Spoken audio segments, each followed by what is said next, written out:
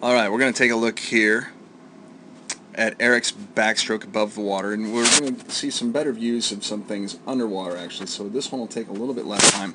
But one thing we can't see underwater very effectively is a start. And for the start, what I'd like to see you do is I'd like to see you get a little bit of a pull yourself up to the block so that you can leap off.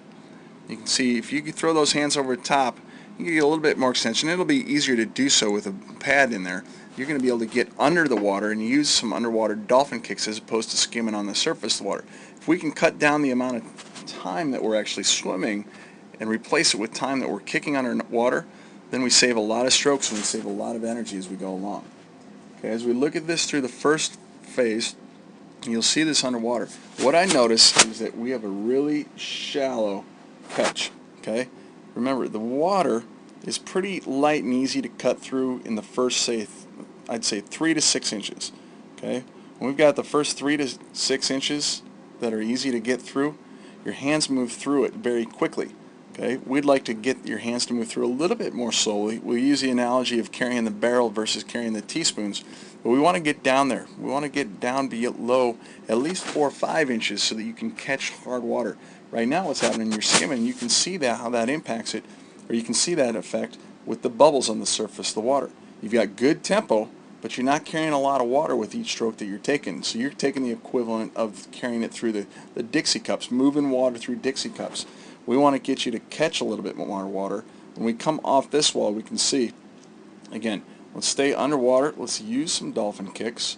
Okay, think about those streamline sticks in the water. The breakout itself I like how the head comes out and you've already initiated this pull with this hand.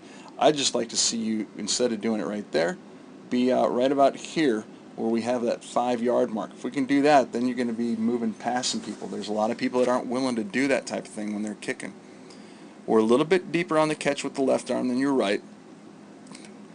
I think a lot of this is going to be related to you keeping your head back and just relaxing it a little bit.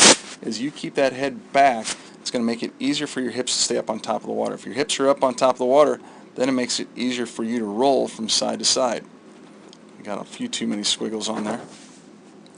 You are kind of slapping the water, but I don't worry about that. That splash right there, maybe a little bit more. The bubbles, it's not as big a splash on the right hand.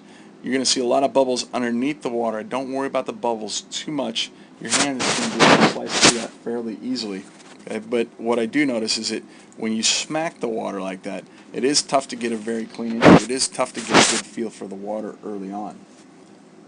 For the most part, I think you've got a pretty solid body position.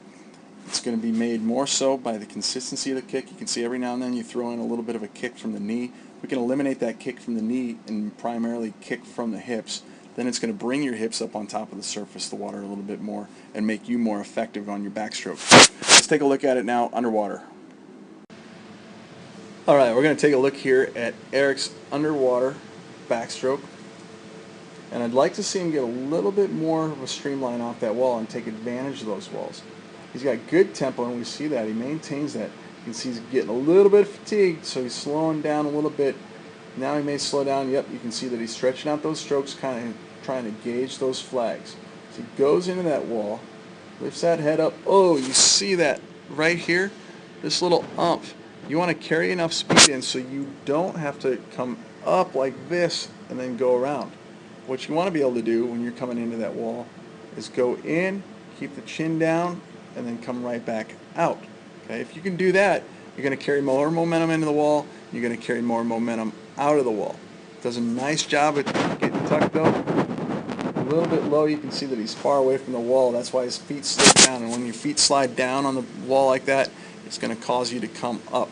If you get somebody that's too tight on the wall and they touch the wall clear up here, then they tend to go down. If we can get you in right there, let your feet hit the wall, slide them down a little bit, and then you're going to come straight off. We're going to see him come right back up to the surface. Don't get an opportunity to use that underwater dolphin kick the way we'd like to. Now, the thing that I noticed with this stroke here is that he gets awfully wide. He's got some bubbles on there, but we don't worry too much about that. But he's pushing the water away from his body. So instead of pushing the water down towards his toes, he's actually pushing it off to his left, pushing it off to his right. And that, as you get older and stronger, is going to cause your body to squiggle down the pool. We'd like to eliminate that as best we can. It does do a nice job of getting a good rotation, getting a fairly deep catch. I like that. A little bit of an elbow drop there. We want to keep the elbow nice and high and maintain a good catch. You always want to think about pressing with your hand, and you do a good job there. You can see with the left hand. But see how far away that hand is from that shoulder? If you can bring those in a little bit closer without dropping your elbow, then you're going to put yourself in a real good spot to finish your stroke kind of really strong. Right now you notice good fast stroke until right there on the finish. And actually this is probably the best one that we've seen. Finish right there a little bit down. But you don't quite do that. You kind of see how that right hand just drifted into place there. Catch, accelerate those hands. Part of it is because he's rolling back onto his other side already. Okay, but accelerate those hands down through the hip at the end, and you're going to find yourself in a really good place with this stroke. A little bit of a knee-dominated backstroke kick, but not too much one. I think if you work solely on pointing the toes, that's going to straighten your legs out a little bit more. As you straighten your legs out, it's going to keep your hips up on top of the water. It's going to make your kick more propulsive, so instead of trying to keep you up on the surface of the water, it's actually going to move you towards the end of the pool, which is ultimately what we're trying to do. But because you got a good catch, because you got good tempo, you've got some good things to be able to build on. So I like this backstroke.